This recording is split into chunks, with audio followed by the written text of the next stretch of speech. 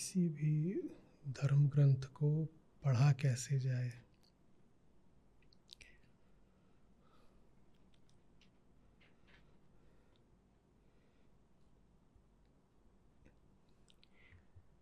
इसकी विधि निहित है आज की बात में।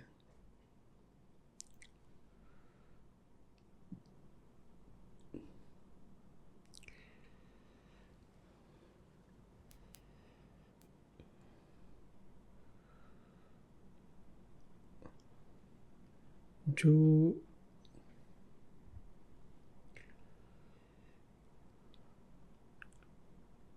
सार है समस्त ग्रंथों का,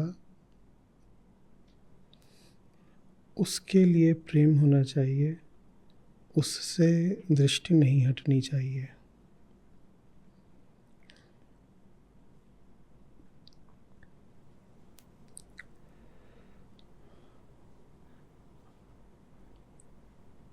उसके बाद सैकड़ों तरीके से हजारों धर्म ग्रंथ, लाखों वाक्यों में, पंक्तियों में, श्लोकों में जो बात कहते हैं वो स्पष्ट होती चलेगी।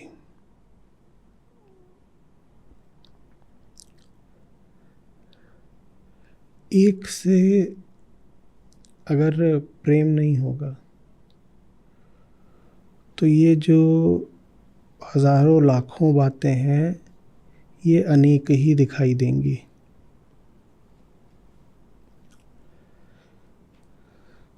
और जब अनेक दिखाई देंगी तो द्वंद्व होगा, झगड़ा होगा। किसी को एक बात रुच जाएगी, किसी को दूसरी बात।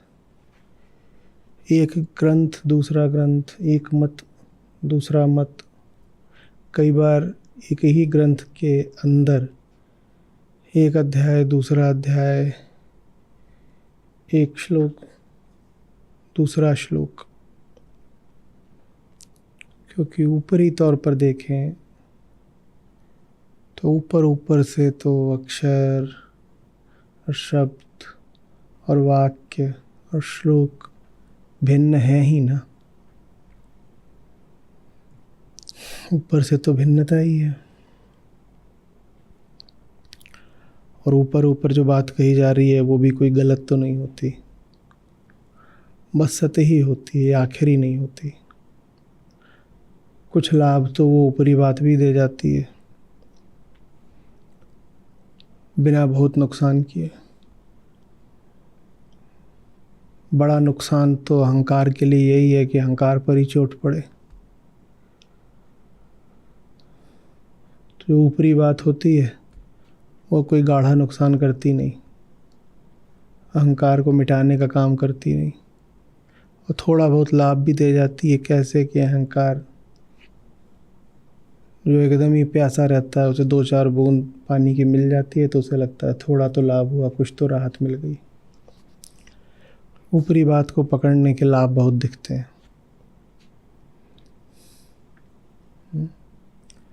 तो सब ऊपरी बात पकड़ लेंगे और ऊपरी बातें सब एक दूसरे से भिन्न होती हैं। जब वो भिन्न होंगी बातें तो कशमकश होगी,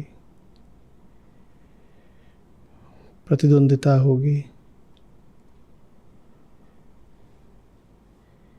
एक दूसरे को फिर शत्रु माना जाएगा, वैमनस्य रहेगा।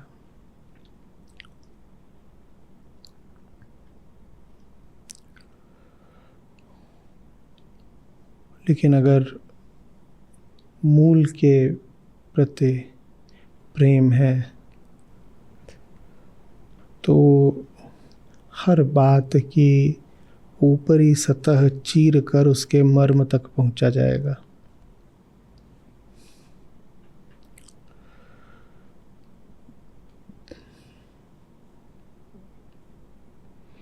मर्म तो एक ही होता है।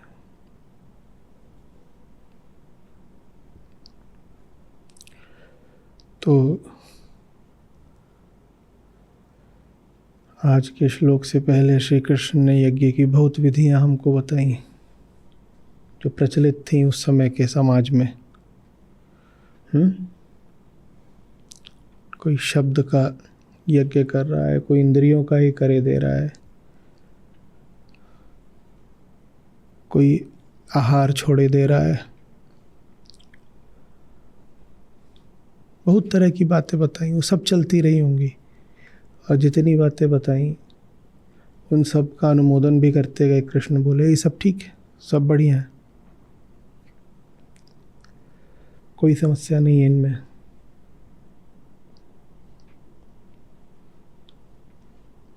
अब उन सारी बातों के बारे में एक बात कह रहे हैं। जितने विभिन्न प्रकार के यज्ञ बताए उन सब के बारे में एक बात कहे दे रहे हैं।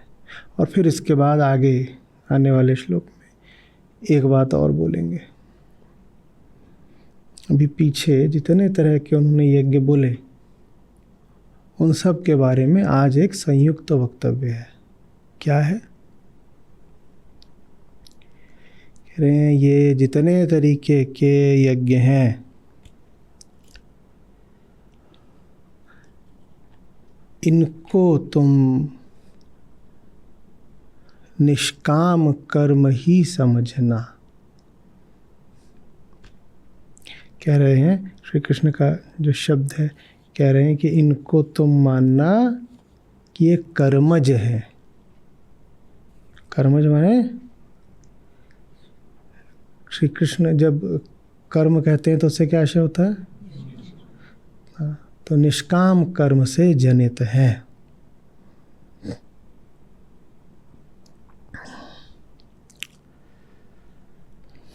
और अगर किसी भी तरह का तुम्हारा यज्ञ है और उसमें निष्कामता नहीं है तो फिर वो यज्ञ कहलाने योग्य भी नहीं है। वो कोई बहुत छोटी चीज़ हो गया, वो किसी प्रकार की यांत्रिक प्रक्रिया हो गया। ऐसा कर लो, ऐसा कर लो, फिर ऐसा कर लो, फिर ऐसा कर लो। लीजिए साहब 4 चरण की प्रक्रिया तैयार है, मैंने इनसे कुछ नहीं होता।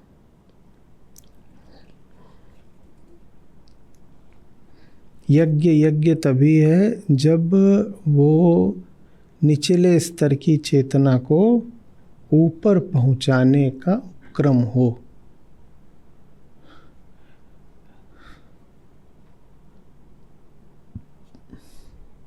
जब अहम कहे कि मुझे छोटी चीज़ पकड़नी ही नहीं है, मुझे कुछ ऊंचा पकड़ना है। ऊंचे की परिभाषा क्या होती है? कई तरीकों से आप कर सकते हैं, हमने बहुत बार चर्चा करी है। ऊंचे की परिभाषा ये होती है कि जिसको पकड़ने के बाद और पकड़ने की कम से कम ज़रूरत पड़े। अहम का काम होता है थामना, उसे संगति चाहिए होती है हर समय, किसी न किसी से वो जुड़ता है। कैसे पता करें कि जिस विषय से वो जुड़ रहा है वो निम्न तल का है कि उच्च है? जिस विषय से जुड़ने के बाद और जुड़ने की आवश्यकता कम से कम होती जाए वो उच्च तल का विषय है।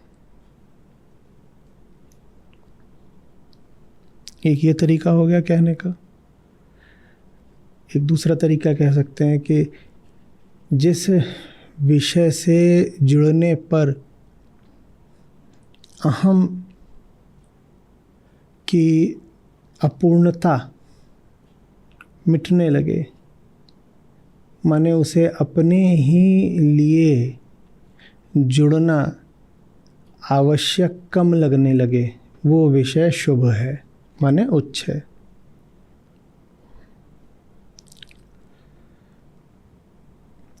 स्वार्थ के लिए हम कोई भी विषय जीवन में लाते हैं। विषय जीवन में लाना ही है तो वो लाओ जो स्वार्थ को काट के तुम्हें निस्वार्थ बना दे। कितनी मज़ेदार बात है। तो गहरे से गहरा स्वार्थ ही जैसे पूरा हो गया। स्वार्थ के लिए किसी को जीवन में लाते हो तो उम्मीद तो यही रहती है ना कि इससे स्वार्थ पूरा हो जाएगा। हाँ, तो ऊंचा विषय वही है जो सचमुच स्वार्थ पूरा ही कर दे। क्या था स्वार्थ? की अपूर्णता मिटेगी, ले आए ज़िंदगी में अपूर्णता सचमुच मिट गई। तो अब स्वार्थवश और विषयों को जीवन में लाने की ज़रूरत कम हो गई। ये ऊंचा विषय है।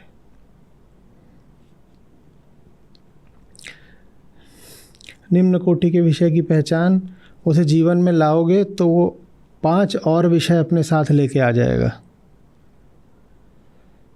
एक को लाओगे तो उसके पीछे पीछे 5 और चले आएंगे, 5 के पीछे 25 और चले आएंगे, 25 के पीछे 625 चले आएंगे। ये निम्न कोटि का विषय होता है।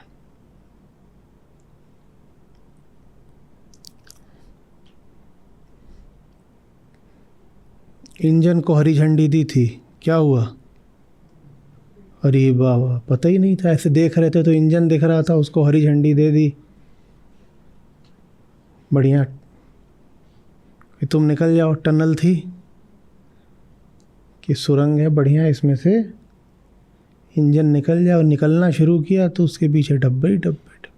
ये निम्न कोटि का विषय है। तुम्हें पता नहीं चलता तुमने कितनों को अनुमति दे दी जीवन में प्रवेश की।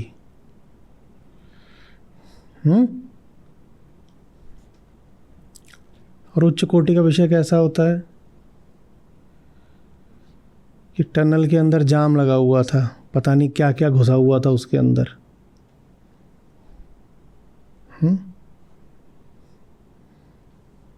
और एक ज़बरदस्त गाड़ी आई, धक्का मारने वाली। जैसे देखा है ना, गलत जगहों पर जब गाड़ी पार्क रहती है तो टो करके ले जाती है, पुलिस की आती है। तो समझ लो उससे भी ज़्यादा ज़बरदस्त कोई जो टो भी नहीं करती, वो क्या करती है, वो धकियाती है। तो एक ज़बरदस्त गाड़ी आई और जितना अंदर सुरंग में जाम लगा रखा था गाड़ियों ने, उनको सबको धक्का मार के बाहर निकाल दिया। ये दूसरी कोटि का विषय से उच्च विषय बोलते हैं। और जितनी अंदर जाम लगाए गाड़ियाँ पड़ी थीं उनको हटा देने के बाद ये जो गाड़ी है क्या खुद खड़ी हो जाएगी सुरंग में? ये क्या करेगी? ये भी निकल जाएगी, इसे और सुरंगें साफ़ करनी है। ये उच्च कोटि का विषय है। दोनों में समानता क्या है? सुरंग में, टनल में प्रवेश दोनों ही करेंगे। वो सुरंग क्या है? वो मन है। मन माने विषय का अड्डा। तो प्रवेश दोनों ही करते हैं। पर जो निम्न कोटि का विषय होता है वो इंजन की भांति प्रवेश करता है और 50 डब्बे और ले आया, और ये सब के सब जाके अंदर ही खड़े हो जाते हैं। सब घेर लिया, धुआं ही धुआं, गंदगी गंदगी, और जगह भी नहीं छोड़ी किसी और के लिए। ये बेकार विषय।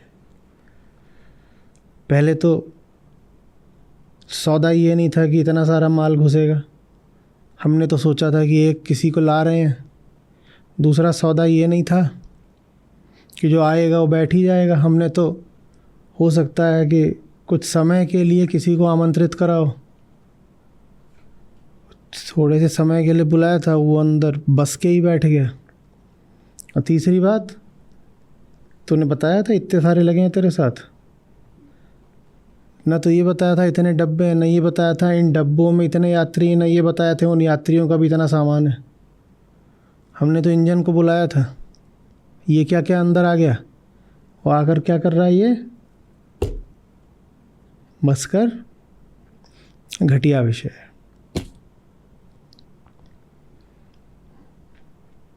बढ़िया मस्त विषय कैसा होता है? वो गीता जैसा होता है। आया बिल्कुल बुलडोज़र की तरह था, अब निकलो यहाँ से, भगा दिया सबको। समझ में आ रही बात? यही यज्ञ है, यही यज्ञ और कुछ नहीं। हम सब की जो ज़िंदगी कि सुरंग है,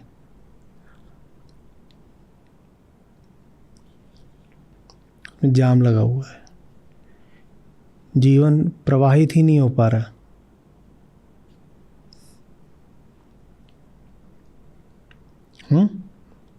जैसे कान में जब मैल भर जाता है तो कुछ सुनाई देता है, जाम लग गया। ऐसे हमारे भी यहाँ मन में जाम लग गया है, तो जीवन प्रवाहित ही नहीं हो रहा, क्योंकि कुछ है जो घेर कर बैठ गया है। न पुराना वो बाहर निकलने देता, न नया को भीतर आने देता। और जब कुछ अड़ कर बैठ जाता है तो सड़ता है, जो अड़ता है वो सड़ता है, और जो बैठ जाता है भीतर वो पोषण भी नहीं देता। कि देता है? आप खाना खाते हो, ताज़ा खाना खाया, वो पोषण देगा। अब 10 दिन पहले जो खाया था वही अभी आंतों में बैठा हुआ है, तो पोषण दे रहा है वहाँ बैठ के। वो वहाँ बैठ के क्या कर रहा है? बस सड़ रहा है। छी, कैसी बीमारियाँ करेगा। तो हमारा मन ऐसे ही सड़े हुए आंत जैसा हो गया है। पता नहीं कब क्या भीतर गया था, वो बाहर आज तक नहीं निकला। वो वहीं बैठ के क्या कर रहा है? सड़ रहा है, बदबू दे रहा है। यज्ञ का क्या मतलब होता है?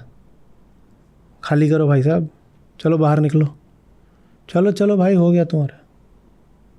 क्या कर रहे हो यहाँ पे? कि जैसे किसी ने दोपहर 12 से 3 के शो का टिकट लिया हो, और 3 बजे बैठ गया वो कुर्सी के नीचे घुस के, फिर 3 से 6 का भी देखा, फिर घुस गया, 6 से 9 का भी देख रहा है। भाई तेरा वक्त कब का बीत चुका है, चलो चलो। और उसके मारे हर शो में दंगा होता है, क्योंकि जो अगला आदमी आता है उसी कुर्सी का टिकट लेके उससे लड़ता है। तो यहाँ तो मैं बैठा हुआ हूँ, वही तो सही बात है, बैठा तो है ही, और टिकट भी दिखा देता है। देखो इसी कुर्सी का यही नंबर है हमारा भी। समझ में आ रही बात?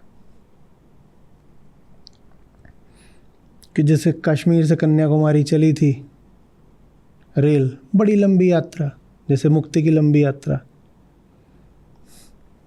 और उसमें टिकट कुल लिया है जम्मू से चंडीगढ़ तक का। और उसके बाद दिल्ली, भोपाल, हैदराबाद सब बीता जा रहा है, और सब आते जाते यात्रियों से लड़ रहे हैं कि अरे ये टिकट रहा, ये देखो इसी सीट का हमारा है, तुम्हें चंडीगढ़ उतर जाना चाहिए था। यज्ञ का मतलब है टीटी को अंदर लाओ, इनको नीचे उतारो। समझ में आ रही है बात?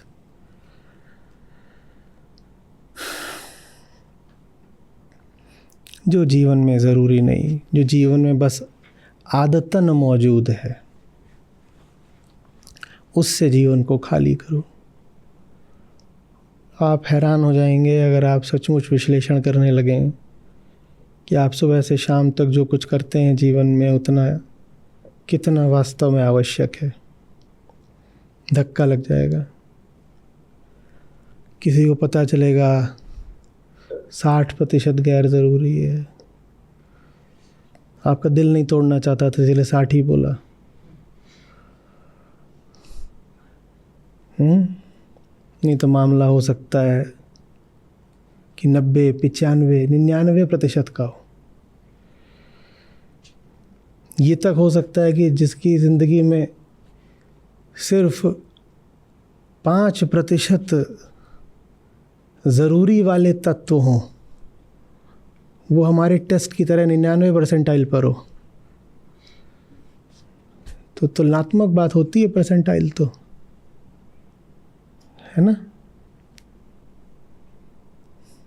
जो कुछ भी हम करे जा रहे हैं, कहाँ वो जीवन के लिए पोषक है बताइए तो? वही सड़ा खाना जिसने आंत को धर्मशाला बना रखा है, बैठ ही गया है। ज़रा सी मोहलत मिलती नहीं है, क्या करते हो? अतीत के बारे में सोचना शुरू कर देते हो कि नहीं? कई लोग तो दिन के 8-8 घंटे अतीत के बारे में सोचते हैं, 2 घंटे जगते हुए, 6 घंटे सोते हुए। ये सड़ा हुआ खाना ही तो है। 20 साल पहले की चीज़ अभी तक यहाँ वाली आंत से बाहर ही नहीं जा रही। जीवन कैसे प्रवेश करेगा? जीवन माने क्या? जीवन माने जानने का अवसर। जो समक्ष है उसी को तो जानोगे ना। अतीत तो एक छवि है, छवि तो तुमने ही बनाई है, उसको कैसे जानोगे बाबा? अपनी ही बनाई तस्वीर में नया क्या है? जब कुछ नया नहीं है तो उसमें नया जानोगे क्या? अतीत को 100 बार सोच लो, कोई लर्निंग नहीं हो सकती। होगी भी तो बहुत मामूली। जिस हद तक तुमने अतीत के तथ्यों को स्मृत रखा है उस हद तक कुछ हो भी सकती है, पर हमने क्या याद रखा है? कुछ नहीं। अतीत हमारे लिए कैसा होता है? जैसे च्युइंग गम, उसमें जो भी स्वाद था वो तो कब का, उसके बाद अब क्या कर रहे हैं? उसको बस चबा रहे हो, कुछ निकल रहा है उसमें से, कुछ निकल रहा है। तो हमारा जो पूरा सोचने का, स्मृति का कार्यक्रम होता है वो ऐसा ही होता है। सड़ा हुआ मामला आंत में पड़ा हुआ है, उसको लेके बैठे हैं और इस चक्कर में आज जो चीज़ समक्ष है उससे अपने आप को वंचित करें।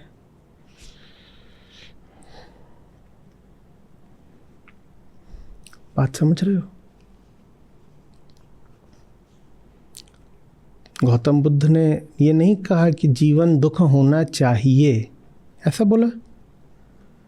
ऐसा बोला नहीं। जीवन सचमुच दुख नहीं है, और इसका प्रमाण, सबसे अच्छा प्रमाण पशु है। पशु जैसे भी हैं हमसे कम दुखी रहते हैं। सब प्राणियों में सबसे कुटिल मनुष्य है, अपने आप को सबसे बुद्धिमान बोलने वाला मनुष्य है, सबसे ज़्यादा दुखी भी। कोई पशु उतना दुख नहीं झेल सकता जितना मनुष्य झेल सकता है। यद्यपि हम पशुओं को कैसी कैसी यातनाएं देते हैं, लेकिन मनुष्य को कोई यातना न भी दे तो भी वो घोर दुख में जीता है। पशु का जो दुख होता है वो ज़्यादातर शारीरिक होता है, मनुष्य का दुख मानसिक है। मानसिक दुख के लिए किसी शारीरिक कष्ट की ज़रूरत नहीं होती। विज्ञान, प्रौद्योगिकी, दुनिया भर की अर्थव्यवस्था, रुपया पैसा, ये सब मिलके हमें ऊपर शरीर, ये सब भौतिक सुख दिए दे रहे हैं, और भीतरी तौर पे हम ज़बरदस्त दुख झेलते हैं।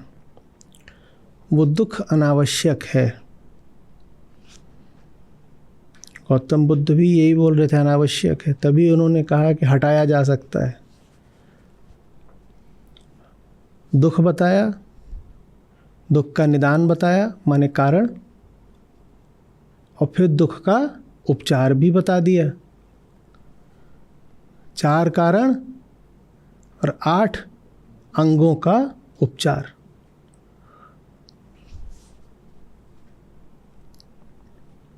तो दुख कोई अनिवार्यता थोड़ी ही है कि पैदा हुए हो तो अपरिहार्य हो गया, पर हम दुख में जीते हैं। क्यों? क्योंकि यज्ञ सिखाया नहीं किसी ने। यज्ञ का मतलब है डरो नहीं। प्रकृति ने पैदा करा है,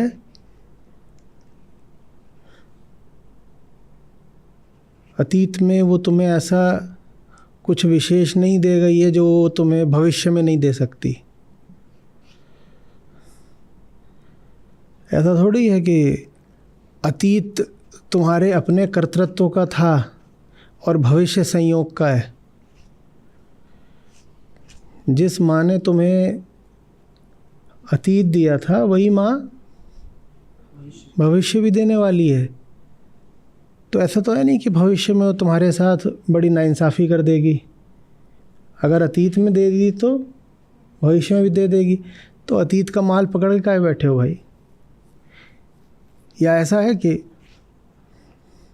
लो भाई राजदीप, ज़ोर से अंदर ऑक्सीजन लो और छोड़ना मत। कोई भरोसा नहीं है कि अगले पल प्रकृति तुम्हें ऑक्सीजन दे न दे। अंदर ले लो बस, मर जाएगा ये ऑक्सीजन से ही मर जाएगा।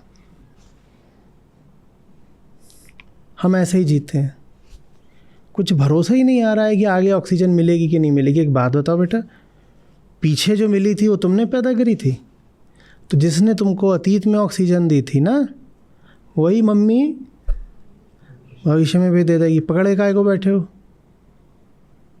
काहे को पकड़ के बैठे हो?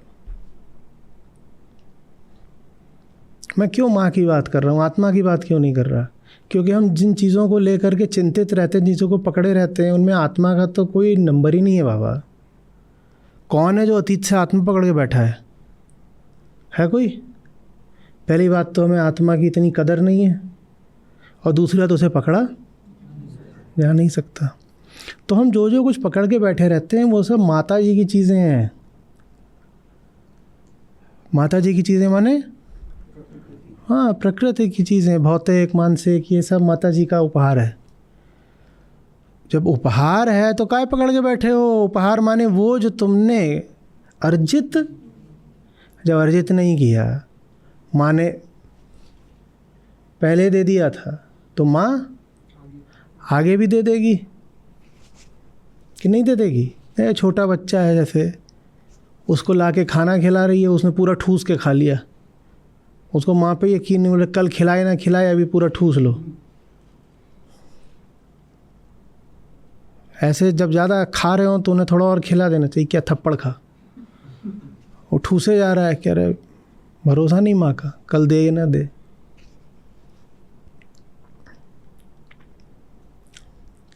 और ये भरोसा करने के लिए कोई श्रद्धा वगैरह नहीं चाहिए, श्रद्धा तो बहुत आगे की बात है। ये भरोसा करने के लिए साधारण सहज बुद्धि चाहिए,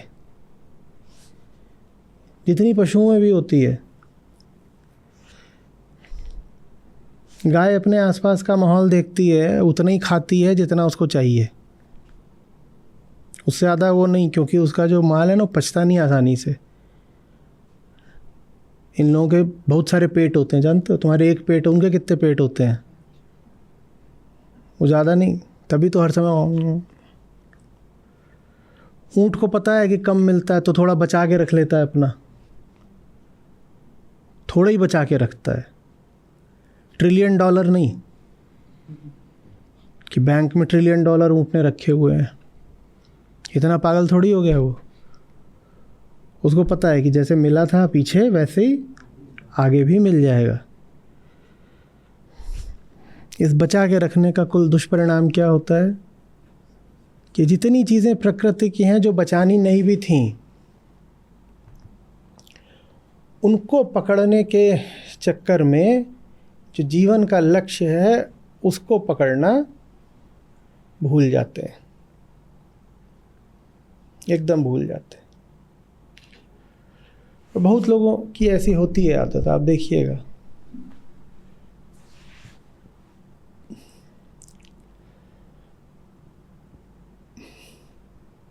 वो फ्लाइट में भी बैठते हैं तो इतना सारा बड़े बड़े पानी की बोतलें लेके बैठे हुए हैं। क्यों बैठ रहे हो? फ्लाइट में भी वो मम्मी घूमती रहती हैं 2-3, वो ला के दे देंगी पानी, पर आप कभी चलें तो देखिएगा, वो भारी झोला लेके घुसेंगे। और ये तक हो सकता है कि झोला लेके घुसने का उसने प्रति किलो के हिसाब से 600 रुपया अधिक दिया हो। नापा गया तो पता चला भाई साहब 15 किलो आप ले जा सकते थे, 18 है तो 1800 इन्होंने निकाल भी दिया। और 3 किलो था क्या? 1-1 लीटर की 3 बड़ी बड़ी पानी की बोतलें, और ये लेके ही घुसे हैं।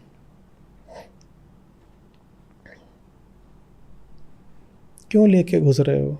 मिल जाएगा। क्यों परेशान हो? यही यज्ञ है। अपने आप को खाली छोड़ो।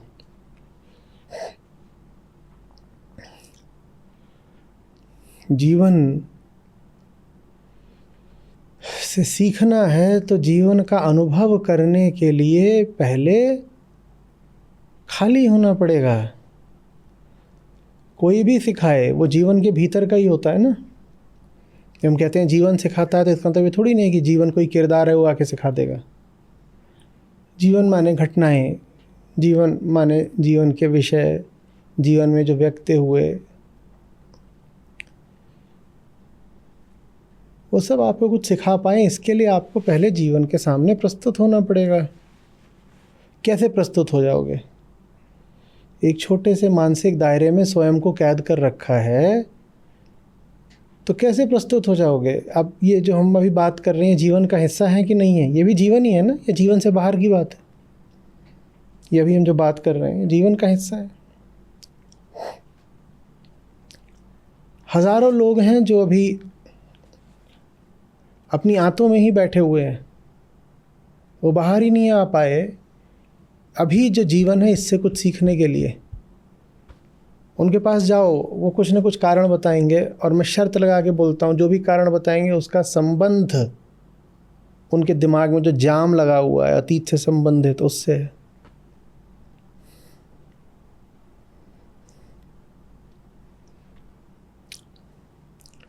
जीवन से सीखना यही है खाली होना। इसी को मोटी भाषा में हम कह देते हैं सच की खोज।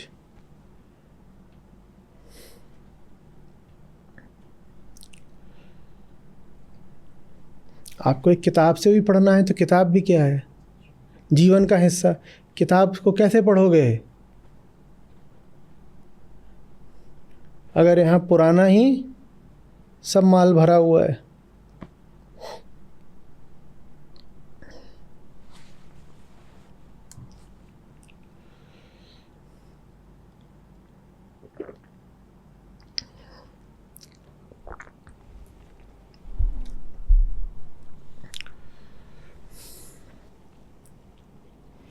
समझ में आ रही है बात? यज्ञ के पीछे गहरा मनोवैज्ञानिक कारण है।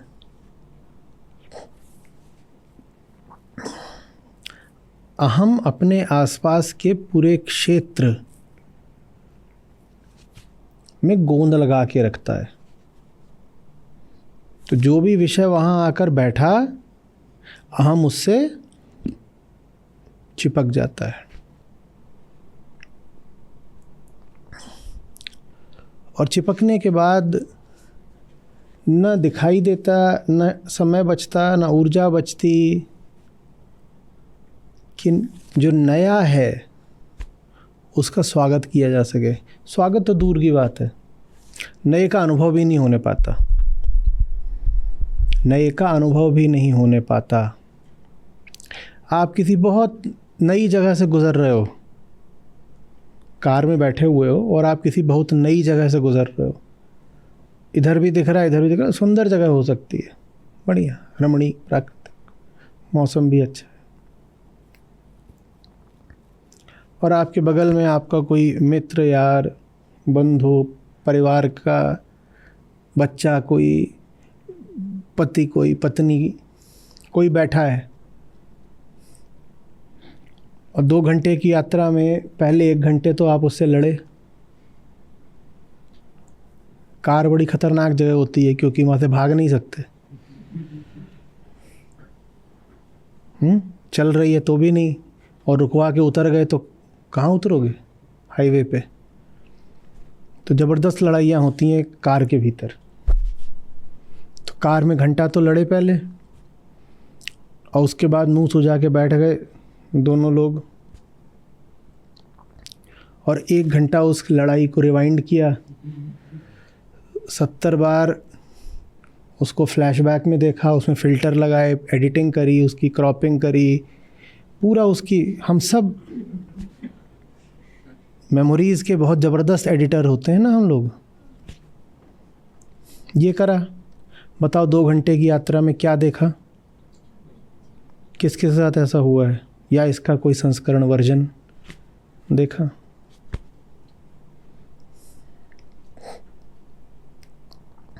वो जो कार की यात्रा है वो हमारी पूरी जीवन यात्रा है, हम पूरी ज़िंदगी ऐसे ही बिता देते हैं।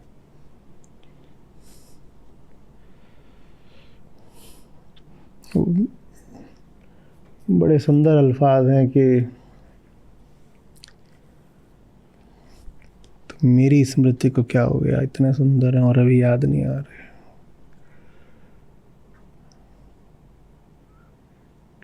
दो आरज़ू में कट गए, दो इंतज़ार में।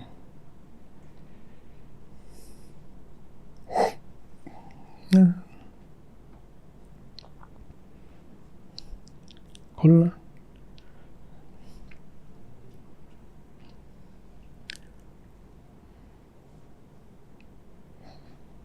एक तो ये दवाइयाँ जो होती हैं ना, हैवी मेडिकेशन, ये ब्रेन के साथ भी खेल खेला करती हैं।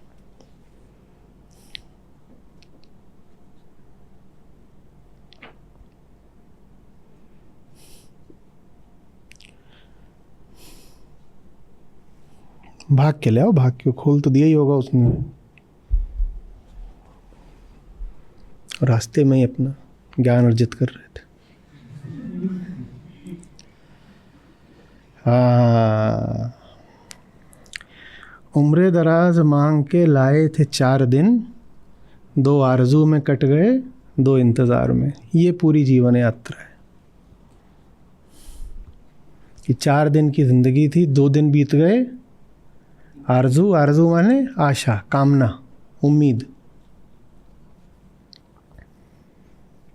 अतीत, और इंतज़ार माने प्रतीक्षा, भविष्य।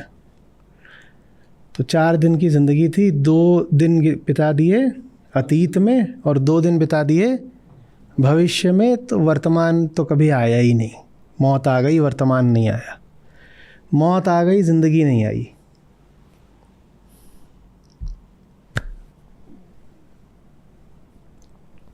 मौत आ गई, ज़िंदगी नहीं आई। अब सोचो एक गाड़ी जाके खड़ी होगी और फिर इनके वहाँ पर कोई मेज़बान होंगे, वो आएंगे, आइए आइए आप लोग आ गए। जर्नी कैसी रही? हम तो पूछते हैं ना, ऐसे क्या पूछते हैं, कैसी रही यात्रा? और वो देखा तो रास्ते में आपने, बड़ा अच्छा लगा होगा। और दोनों लोग एक दूसरे का मुंह ताक रहे हैं, बोले ऐसा कुछ हुआ था क्या रास्ते में? बोले अरे बिल्कुल स्वर्ग समान रास्ता है। बोले रास्ता होगा स्वर्ग समान, गाड़ी में तो नरक ही था। ये जिंदगी है।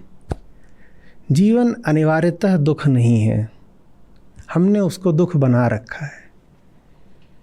जीवन आनंद भी हो सकता है। जीवन आनंद तभी हो सकता है जब जीवन यज्ञ है।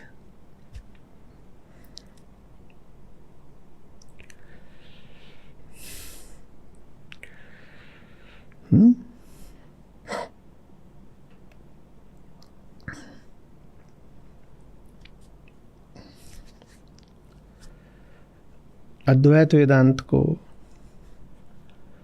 और गौतम बुद्ध की बात को भी कई तरीके से थोड़ा निंदित किया जाता है, नहीं समझ पाते लोग। 2-3 शब्द हैं जो उन पर लगा देते हैं, हल्के में बोलते हैं तो बोल देते हैं पेसिमिस्टिक, थोड़ा भारी करके बोलना है तो बोल देते हैं निहिलिस्टिक।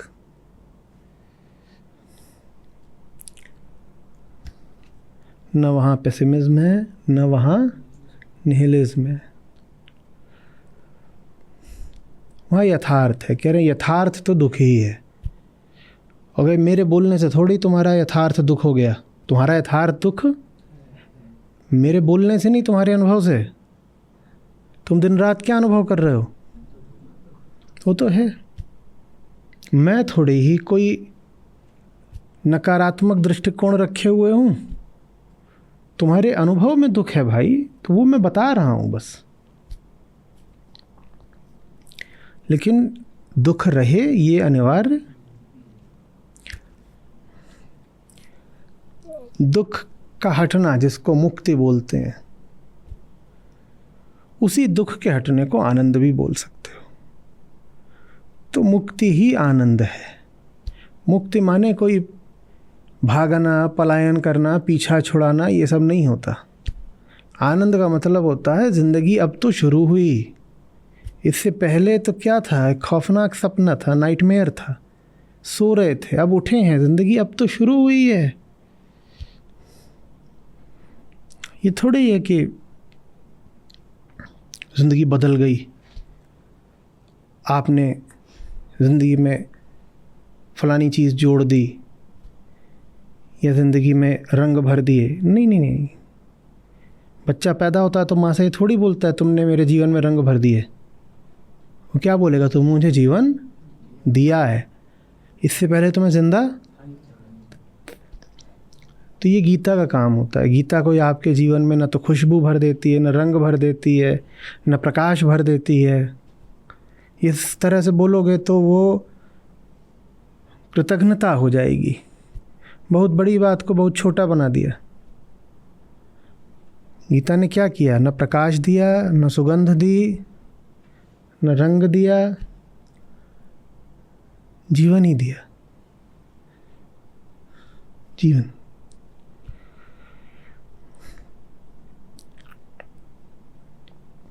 माँ है। एक होती है शरीर वाली माँ, फिर एक होती है बड़ी माँ। कौन सी बड़ी माँ? प्रकृति माँ। और फिर गीता है जो माँओं की माँ है, ये प्रकृति की भी माँ है।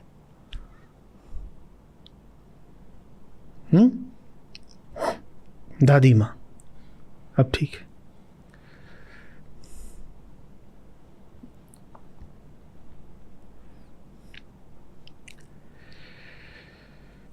समझ में आ रही बात ये? नहीं, कोई पूछेगा कैसी चल रही यात्रा, क्या जवाब दोगे? मैं नहीं कह रहा मौत के दिन कोई पूछेगा, मैं आज पूछ लूँ ठीक, वैसे मैं यही पूछ लूँ सत्र कैसा चल रहा है। आधे लोग वही ना बता पाए, उनकी यात्रा कहीं और ही चल रही है। किसी को कोई गुड़ याद आ रहा है, कोई सोच रहा है अभी आज डिनर में उसने लहसुन डाली कि नहीं।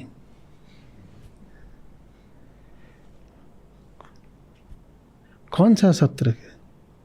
क्या? कुछ नहीं। अध्यात्म आपको अनुभवों से न वर्जित करता न वंचित करता। अध्यात्म आपको अनुभव लेने का हौसला और तमीज़ देता है। हमें क्या अनुभव होता है? मैं फिर पूछ रहा हूँ, ये दो लोग जो लड़ रहे थे गाड़ी में, इन्हें यात्रा को अनुभव हुआ? यात्रा पूरी कर ली, अनुभव हुआ कुछ? अनुभव तो नरक का हुआ बस। हुआ कि नहीं? लेकिन जनमानस में धारणा है कि अध्यात्म अनुभव से रोकता है। ये मत करना, ऐसा मत कहिए, वर्जना। अनुभव से रुका हुआ तो आम आदमी होता। आम आदमी से पूछा कि तेरी ज़िंदगी में क्या अनुभव है, बता अनुभव। चिल्लाता तो तू बहुत ज़ोर से है कि नहीं, मुझे अनुभव लेने से मत रोको। तूने क्या लिए हैं यही बता दे। गिनती के तेरे 4 अनुभव हैं, वो भी घिसे पिटे रटे रटाए किसी और द्वारा निर्देशित, जिन्होंने बता दिया ये अनुभव ले ले तूने, उसके आवाज़। और जो तेरे अनुभव हुए तेरे पड़ोसी के अनुभव, तूने क्या अनुभव लिया है? अनुभव लेने के लिए उपस्थिति चाहिए। जो उपस्थित होगा वही तो अनुभव लेगा ना। यहाँ पे मेरी बात कौन सुन रहा है? जो यहाँ उपस्थित है। उपस्थित शारीरिक मानसिक हर तरीके से। हम उपस्थित ही नहीं होते। और अनुभव लेने के लिए हौसला चाहिए। जो डरा हुआ है वो अनुभव कैसे लेगा? क्योंकि वास्तविक अनुभव तो सदा नया होता है। जो ऐसे दोहरा के आ रहा है उसको हम अनुभव क्या माने? जो अनुभव 5 बार पहले ही ले चुके हो, 6ठी बार लो तो इसको अनुभव बोलूं क्या? ये तो कुछ भी नहीं है। इसमें क्या अनुभव क्या है? अनुभव शब्द का अपमान है। वास्तविक अनुभव तो नया होगा, और नए अनुभव के लिए हौसला चाहिए, हिम्मत चाहिए, जो हम में होती नहीं है। आम आदमी से बोल दो कोई नया काम करने को, देखा कैसे जान सूखती है।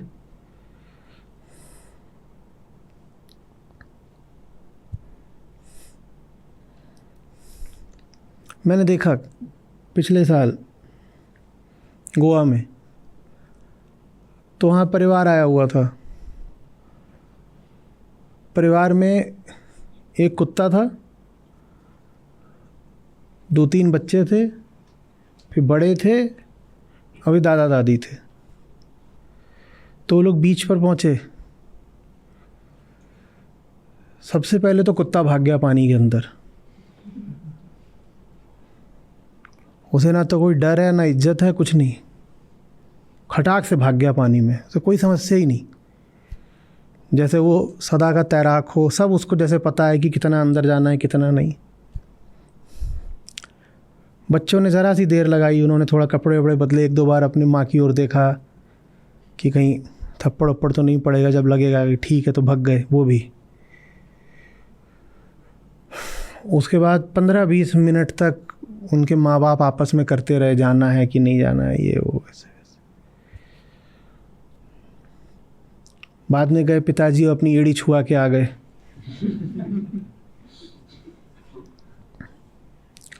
और जो साथ में बुज़ुर्ग थे, जो भी रहे हों, चाचा चाची दादा दादी पुराने जो भी थे, वो तो रेत पे भी नहीं बैठे ठीक से। पहले उनको रेत पे भी बिठाने के लिए 2-3 तहों का तौलिया बिछाया गया कि जीवन कहीं इनको छू ना जाए। भाई ये उत्तर भारत से आए हुए लोग थे, पर्यटन के लिए गोवा पहुंच गए थे।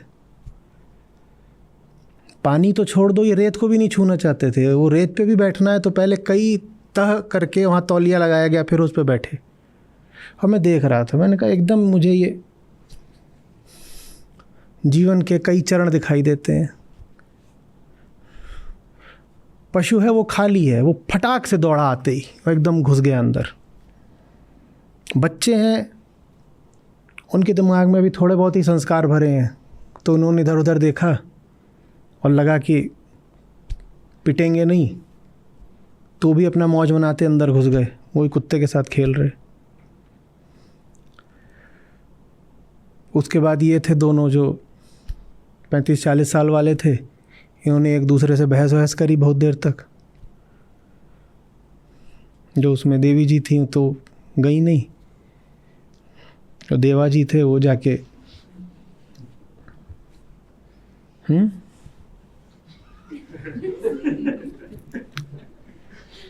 ये हम जीवन के प्रति प्रस्तुत होते हैं, ये हमारी उपस्थिति है, ये आम आदमी के अनुभवों का दायरा है। वो अनुभवों से इतना घबराता है, इतना डरता है, कोई नई चीज़ नहीं कर सकता वो। और समुद्र में नहाने में तो कुछ नया होता भी नहीं ऐसा, वो इतना भी नहीं कर पाता। आप कभी किसी तटीय इलाके में जाएं तो वहाँ देखिएगा, विशेषकर हमारे उत्तर से जो लोग पहुँच जाते हैं उनकी हालत देखिएगा। उन्हें समझ में नहीं आता यहाँ क्या करना है, क्यों करना है, हम क्यों आ गए, ये क्यों है।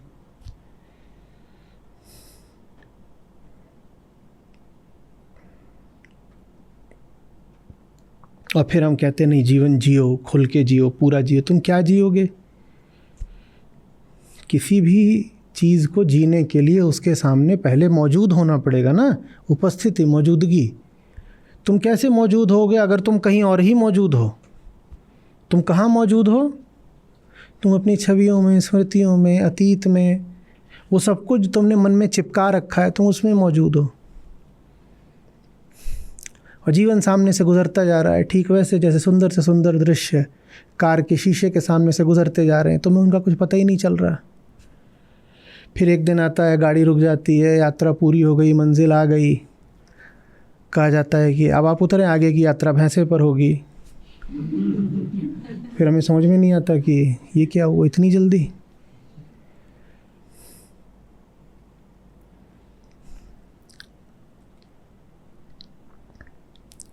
समझ में आ रही बात?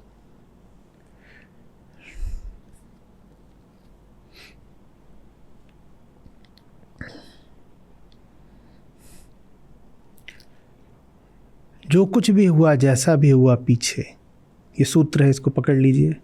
पीछे जो भी हुआ, जैसा भी हुआ, ऊंचे से ऊंचा हुआ, ठीक इस क्षण जो साधारण से साधारण हो रहा है वो उससे नीचे का है। ये सूत्र अच्छे से पकड़ लो।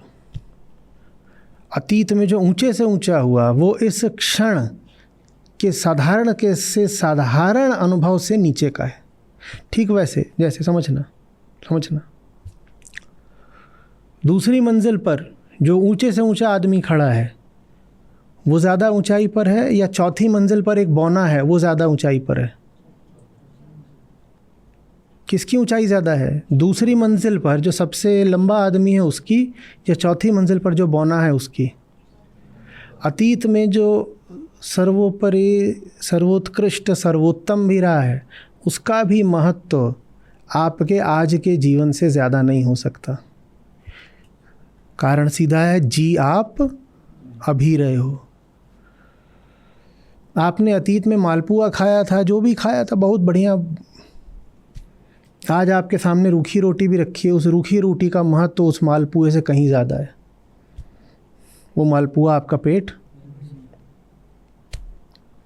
ये बात सुनने में, समझने में, स्वीकारने में लोगों को अड़चन आती है, आपको भी आ रही होगी।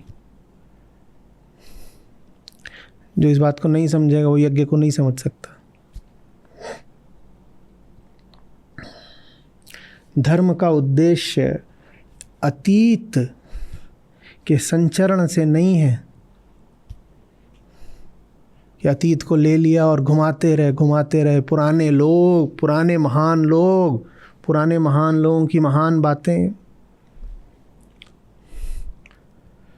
धर्म उठता है जब किसी की आंख के आंसू देखे जाते हैं, चाहे अपनी आंख हो किसी और की।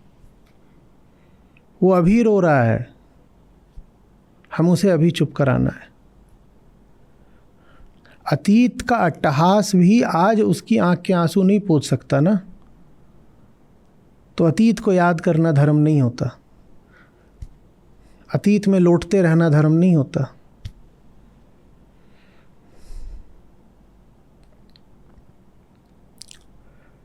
अतीत में तुमने, फिर कह रहा हूँ, बहुत बड़ा भंडारा करा होगा। आज किसी को आधी रोटी खिला दो, उसका महत्व ज़्यादा है। इसलिए यज्ञ मुश्किल पड़ता है। ये बात स्वीकार ही नहीं होती कि अतीत में हमने 4000 लोगों को खिलाने का भंडारा करा था, 4000 लोग खा के गए थे साहब भंडारे में। वो चीज़ छोटी हो गई और आज मैंने वो उसको आधी रोटी सूखी खिला दी, ज़्यादा बड़ी बात हो गई। ये स्वीकार में होने नहीं आती, इसलिए यज्ञ मुश्किल पड़ता है। हाँ, तुमने पीछे जो बड़े से बड़ा काम करा था वो आज की उस आधी सूखी रोटी से छोटा है। यही यज्ञ है। जो कुछ भी है त्यागो, आगे बढ़ो, चरई वेती।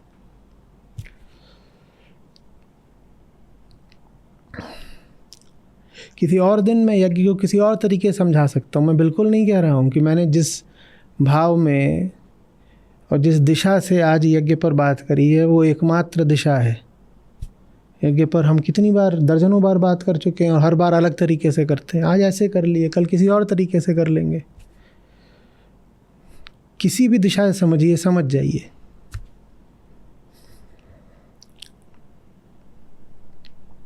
स्पष्ट हो रही है बात?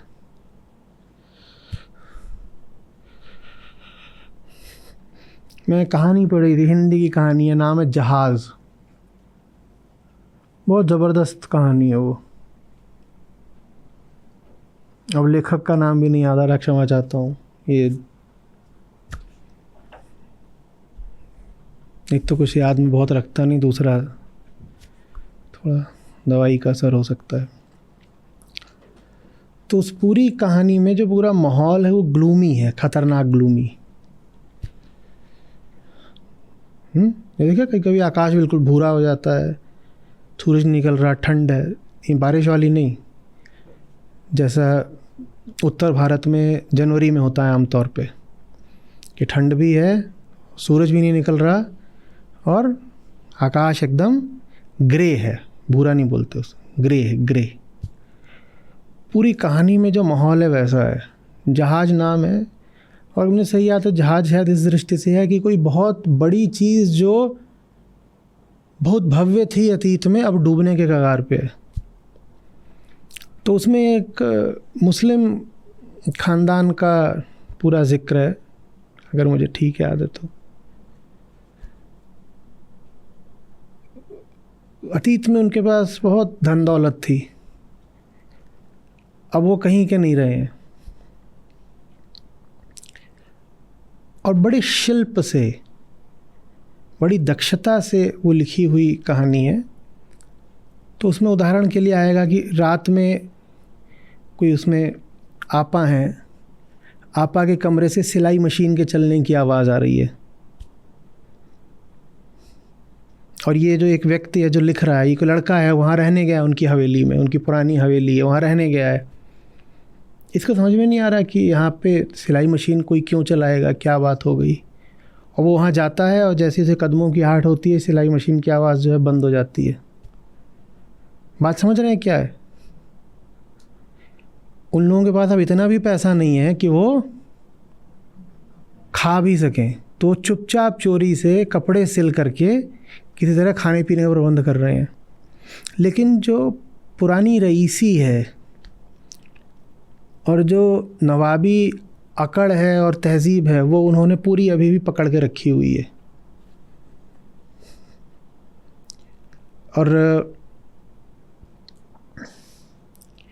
और ये इनका कोई दूर का रिश्तेदार है लड़का, जो जो जो लेखक की तरह लिख रहा है इसको, वो उनके यहाँ कुछ दिन के लिए रहने आया है शायद अपनी छुट्टियों में।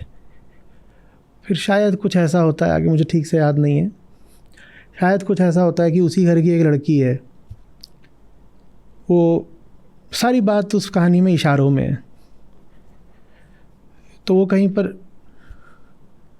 नौकरी करने जाती है, जिसके यहाँ नौकरी करने जाती है वो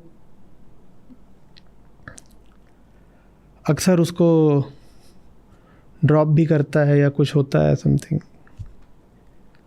और फिर अंत में कुछ ऐसा माहौल बनता है कि वो शायद सिर्फ पैसों के लिए ही उसके पास जाती है, और बात को अधर में लटका के छोड़ दिया गया। लेकिन जो पूरा इज़्ज़त का खेल रहता है संस्कृति के हलकों में,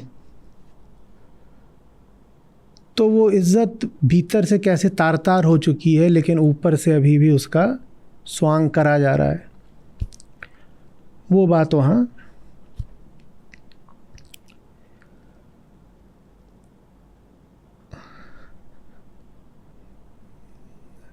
इस मौके पे वो कहानी मुझे क्यों याद आई,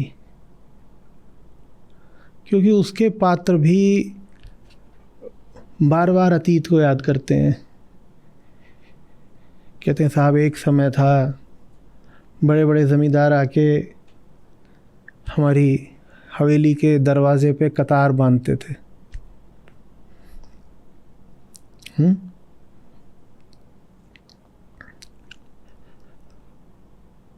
और आज जो स्थिति है वो उसका सामना करना तो छोड़ो, वो उस स्थिति को स्वीकार भी नहीं कर रहे हैं, एक्नॉलेज भी नहीं कर रहे हैं कि अभी स्थिति ये है कि आपा जो कपड़े सिल के काम चलाती थी, अब कपड़े सिल के भी काम नहीं चल रहा है। तो वो जो घर की लड़की है अंततः वो खुद को बेच रही है, जो कि एक तरह की वेश्यावृत्ति है, लेकिन उसको वो छुपा के कर रही है।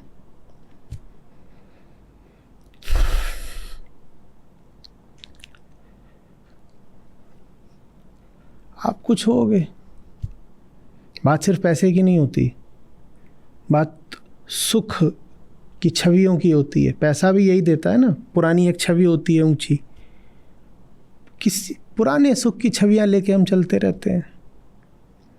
बहुत बड़े पुराने सुख से भी अभी तुम्हें पानी की एक बूंद नहीं मिल सकती। ला के दिखा दो।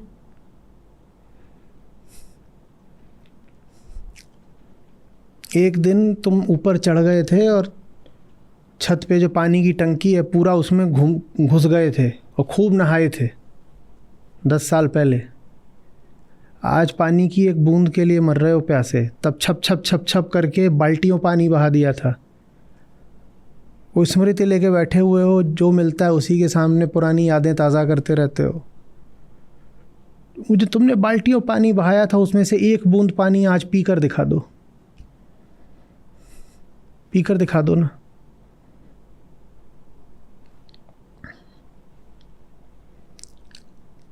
समझ में आ रही बात है?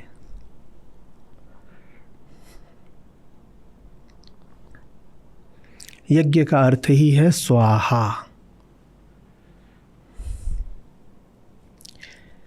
बुद्ध को कितना सुंदर नाम दिया था, तथागत। तथागत, गते गते परागते स्वाहा।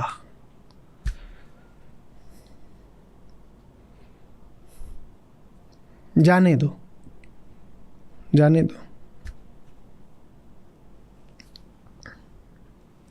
और जाने दो माने ये नहीं कि तुमने उसमें कोई बड़ा दान कर दिया, त्याग कर दिया, अनासक्ति विरक्ति दिखा दी, कुछ नहीं कर दिया। जाने दो वैसे ही जैसे सांस को इजाज़त दी जाती है जाने की। सांस को जाने की इजाज़त दे के तुम कोई त्याग कर रहे हो? क्या कर रहे हो? कुछ नहीं कर रहे हो भाई। जाएगी तो आएगी।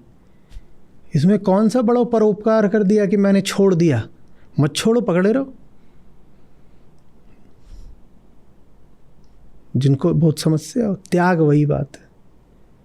प्रकृति के क्षेत्र में पकड़ने की ज़रूरत नहीं है, इस बात के ज्ञान को त्याग कहते हैं।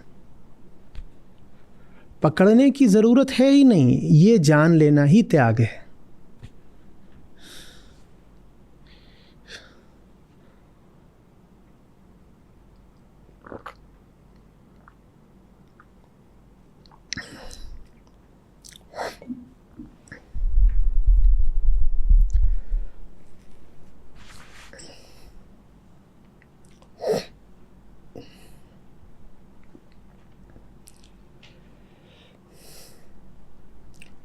जो यज्ञ करता है, यज्ञ वेदी के समक्ष बैठा है, वो कोई दिल पे पत्थर रख के नहीं कह रहा है स्वाहा। वो स्वाहा वैसे ही कह रहा है जैसे श्वास उच्छ्वास। इसमें कोई भारी यत्न है? ऐसे ही है।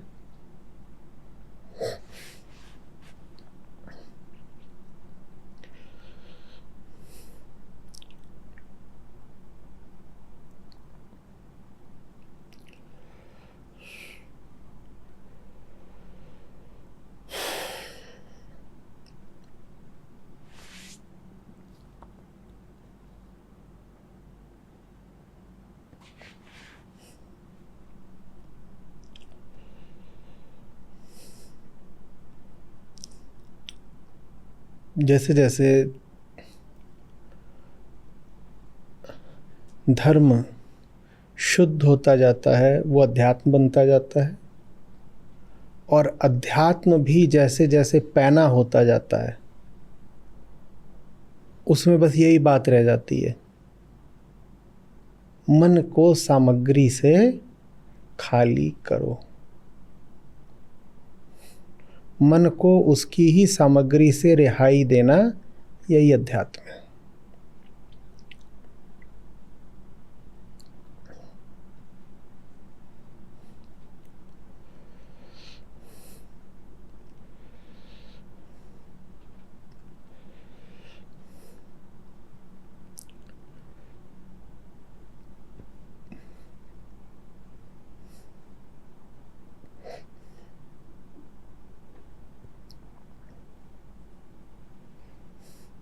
इसमें एक आखिरी बात और जोड़ देता हूँ। आप में से कुछ लोगों का प्रश्न रहा कि यज्ञ में ठीक है, निचला तल किसी भी वस्तु का वो है जिसमें वो हमारे पास है, पर ऊंचा कौन सा है ये कैसे पता करें?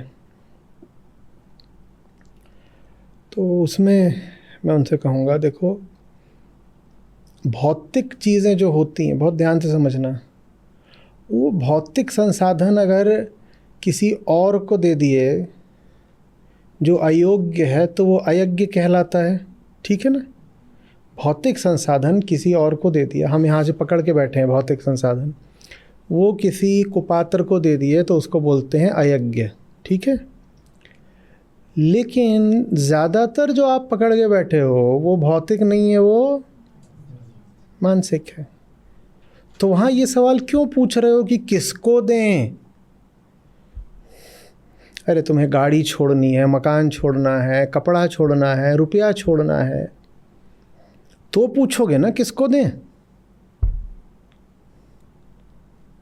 पूर्वाग्रह छोड़ने हैं, आदत छोड़नी है, स्मृतियाँ छोड़नी है, पुराने घाव छोड़ने हैं, इसमें पूछोगे क्या किसको दें?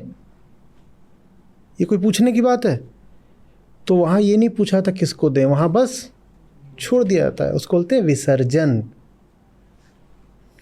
विसर्जित कर दिया, किसी को नहीं दिया, विसर्जित कर दिया। वो भी यज्ञ ही है।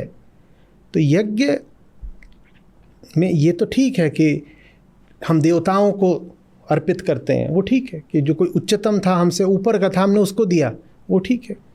लेकिन व्यवहार की बात यह है कि ज़्यादातर जो हमने पकड़ रखा होता है हाँ वो मानसिक होता है। देवता भी उसका क्या करेंगे? उच्चतम उद्देश्य है कि वो क्या काम आएगा? आप दिमाग में पुरानी कोई कुंठा लेके बैठे हो, पुरानी कोई कुंठा, अब बोलो आचार्य जी आपके मिशन को समर्पित करनी है, तो ये पागलपन है ना। ये कोई संसाधन है कि काम आएगा? तुम अपना क्या कि अपना सब गंदगी लेके आ जाओ, आचार्य जी समर्पित है। बहुत लोग यही करते ही हैं कि सब दे दिया आचार्य जी आपको, जितना हमारा आंतरिक मल था और मवाद और पस और कुंठा वो सब आपको दिया है, उसका बस क्या करना है? विसर्जन करना है। तो ये प्रश्न फिर अप्रासंगिक हो जाता है कि किसको दें। किसी को नहीं दो, तुम बस छोड़ दो, यज्ञ हो गया। और ये बहाना लगा के मत बैठ जाना कि अभी कोई मिल नहीं रहा ना सुपात्र। आचार्य जी आपने बोला था कि अगर कुपात्र को दे दिया तो अयज्ञ हो जाएगा, तो कोई अभी सुपात्र मिल नहीं रहा इसलिए हम छोड़ नहीं रहे। भाई जो चीज़ तुम्हें छोड़नी है वो तुम किसी को दे भी मत देना, वो देने लायक है भी नहीं, उसको तो बस छोड़ दो। तलाशो नहीं कि कोई मिलेगा तब छोड़ेंगे, बस छोड़ दो, बस छोड़ दो। कोई पात्र नहीं चाहिए, किसी की जेब में डाल मत देना वो सब।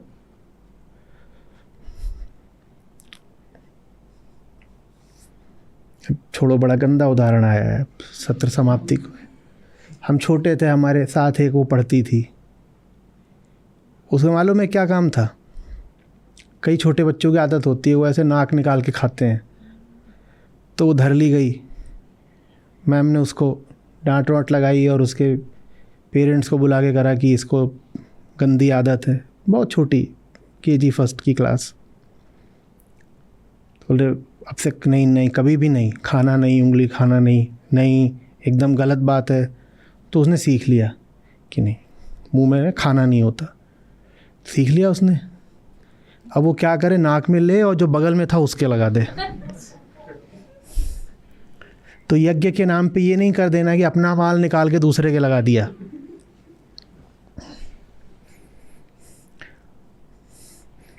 मैं उसके बगल में बैठता था, भुक्तभोगी हूँ इसलिए बता रहा हूँ। मैं घर आऊँ तो मम्मी पूछें ज्ञानू तुम्हें जुकाम हुआ है? नहीं मुझे तो कुछ नहीं है। उन्हें तुम्हारे निक्कर पे नाक क्यों लगी है? फिर मुझे धीरे धीरे समझ में आया कि एक ही तरफ लगी होती है, बाईं तरफ कभी लगी ही नहीं होती, दाईं तरफ लगी होती है, और दाईं तरफ वो बैठती थी। फिर मैंने तुक लगाया कि यही है, और एक दिन पकड़ भी लिया धीरे से, बहुत चालाकी से, क्योंकि आधा रस उसको खाने का था लेकिन बाकी आधा रस बस उंगली डालने का था। तो उंगली डाले, माल निकाले। और यज्ञ के नाम पे ये नहीं करना है। समझ में आ रही है बात? ये क्या है? ये अपशिष्ट है, ये किसी को नहीं दे दिया जाता। ये अगर है तो अपने ही पास रखो या इसको बहा दो, जा। ये नहीं दिया जाता। क्या अर्पित किया जाता है? जो संसाधन है। मल नहीं अर्पित किया जाता।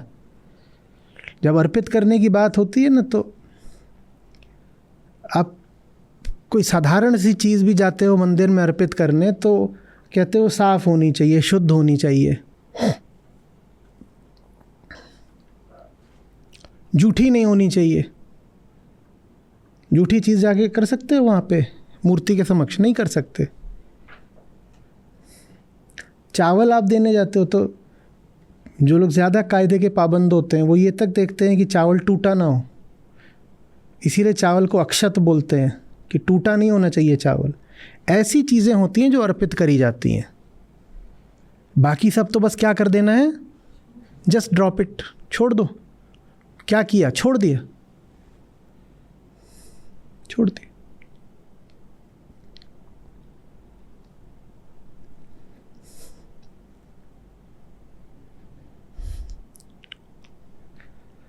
सारी बात 90% तो ऐसा ही है जो बस काल्पनिक है, वीडियो एडिटिंग का नतीजा है। बैठे हैं और उसमें चीज़ें लगा रहे हैं, उड़ा रहे हैं, कुछ कर रहे हैं।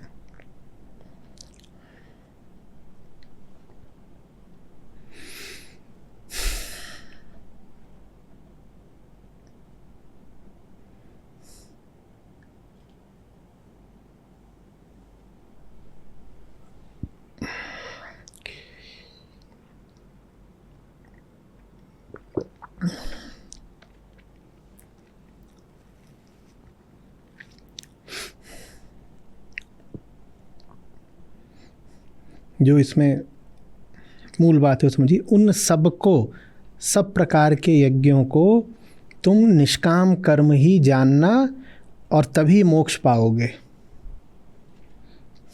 तो यज्ञ की विधि विधा की सतह पर मत रह जाना।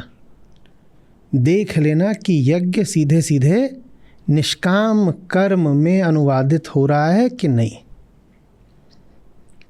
जिसको तुम यज्ञ बोल रहे हो वो सीधे सीधे निष्काम कर्म है कि नहीं। अगर है तो मोक्ष है, और नहीं है तो तुम कहीं कर्मकांड में फंस गए। ठीक है। बाकी बहुत तरह के यज्ञ हैं, सबकी अपनी अपनी स्थितियां हैं, सबके अपने अपने बोझ हैं।